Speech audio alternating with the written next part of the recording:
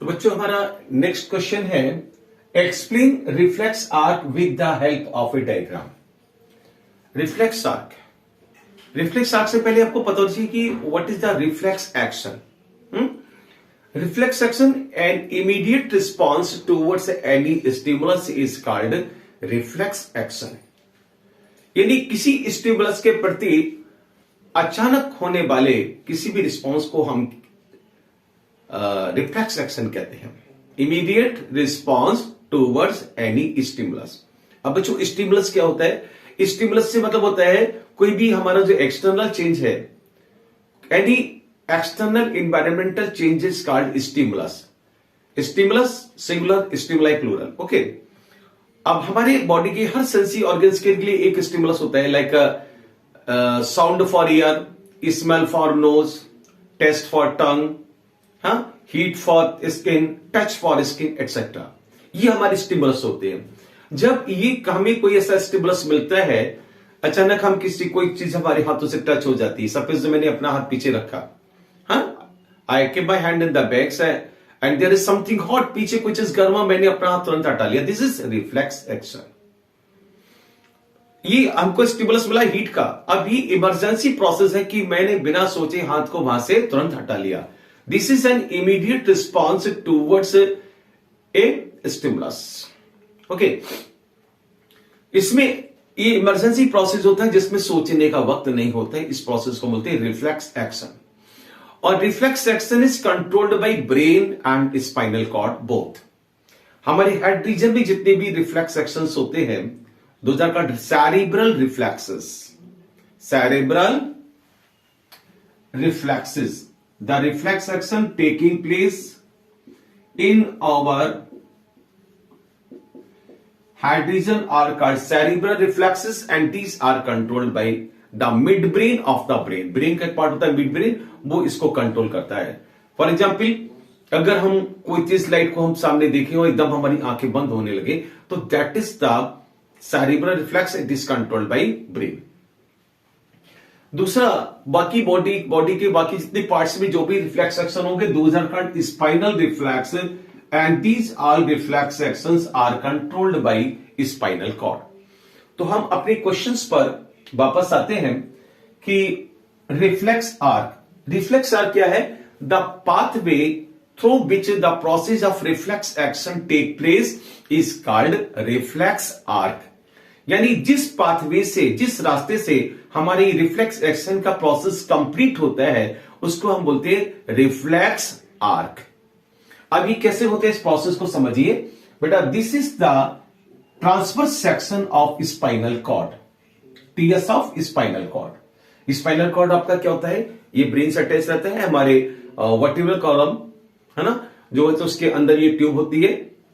और इसको अगर आप इस तरह टीएस देखेंगे तो it has roots, these are dorsal roots, these are ventral roots. तो डोर्सल साइड्स में होती है, हमारा डोर्सल फिश कहलाता है। डोर्सल साइड में जो रूट्स होती है, डोर्सल रूट्स, आगे निकले तो those are ventral roots. Now dorsal root से आपके सेंसरी नर्व सेंटर करती है, these are the sensory nerve.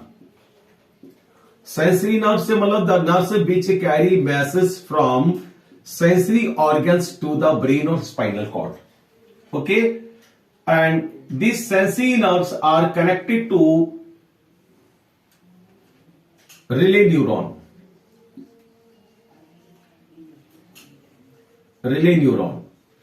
And this relay neuron is connected to motor neuron.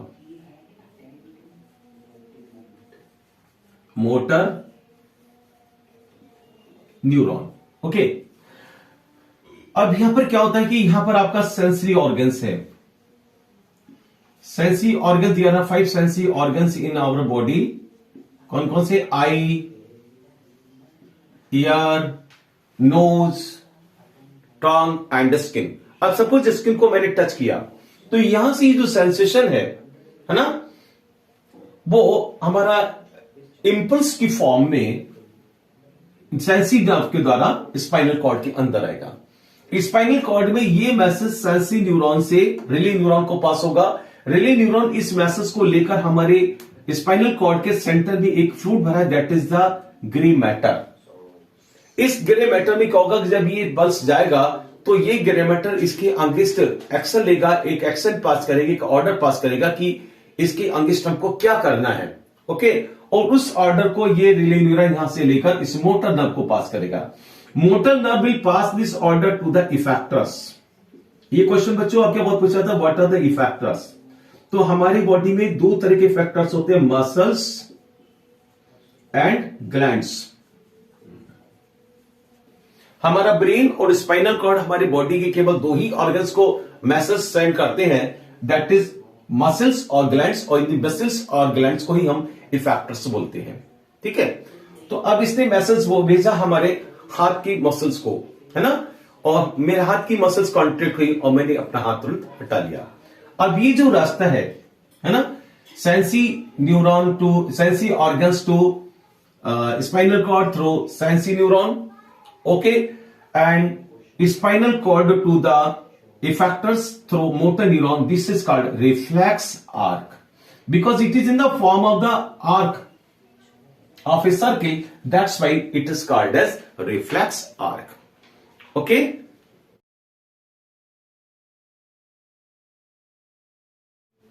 बच्चों हमारा नेक्स्ट क्वेश्चन है, why do testes descend into scrotum before birth of a baby? Baby के birth, जन्म लेने से पहले, यानी इसके हैचिंग से पहले जो बेबीज के जो टेस्टिस होते हैं वो उसके स्क्रोटम में आ जाते हैं। उससे पहले ये जो टेस्टिस होते हैं, testis are the reproductive organs of the male, है ना, it remain in the stomach. उससे पहले ये स्टमक में होते हैं, लेकिन बेबी के बर्थ से 2 या 3 घंटे पहले ये बॉडी के बाहर एक पाउच लाइक स्ट्रक्चर, इसको स्क्रोटम बोलते हैं, उसके अंदर ये टेस्टिस आ जाते हैं। Reason why do they descend in the scrotum? इसका रीजन है because in the testes the male gametes are produced and for sperm production they need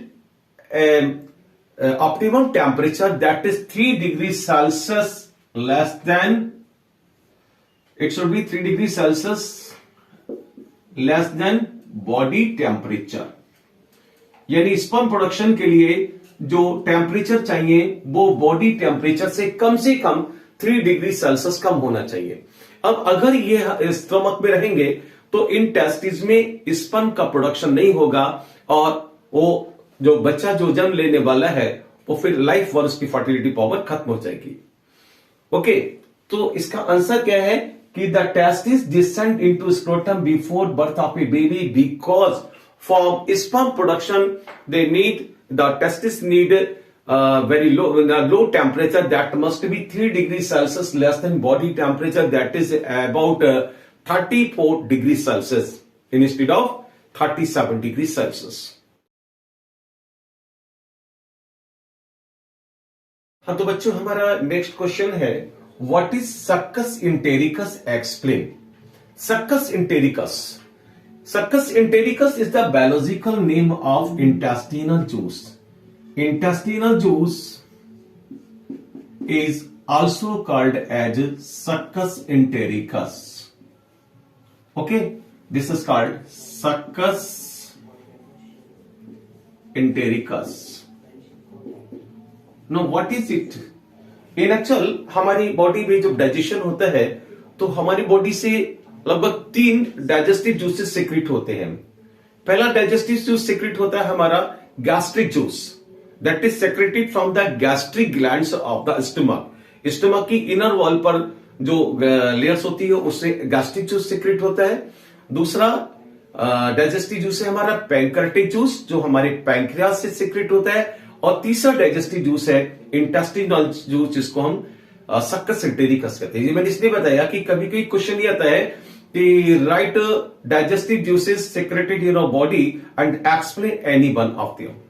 तो जो 3 डाइजेस्टिव जूसेस है, that is first one gastric juice secreted from wall of the stomach, second pancreatic juice secreted from the pancreas, and third is the intestinal juice secreted from the small intestine, okay, that is from ileum. Succus entericus, This juice, intestinal juice, it has different enzymes for the digestion of different components of the food. It has erepsin.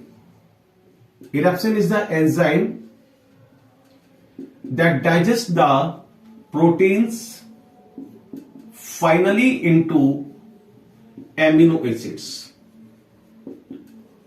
Okay. In actual, this small intestine is the site of final digestion of the food. Small intestine वो site है, वो place है जहां पर food का final digestion होता है. तो erepsin enzyme digest the proteins into amino acids. Okay. Intestinal lipase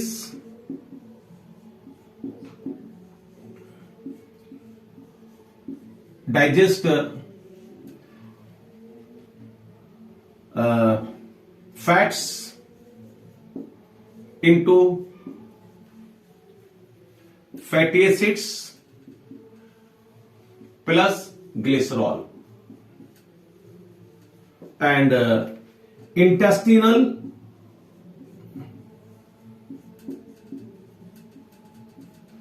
amylase.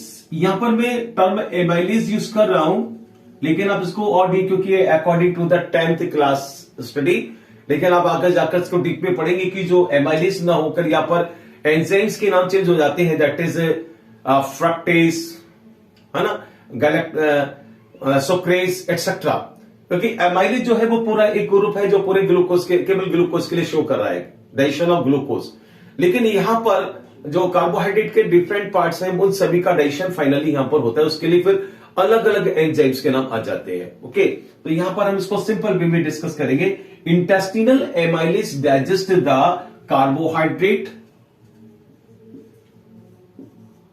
और स्टार्च इनटू ग्लूकोज. ओके.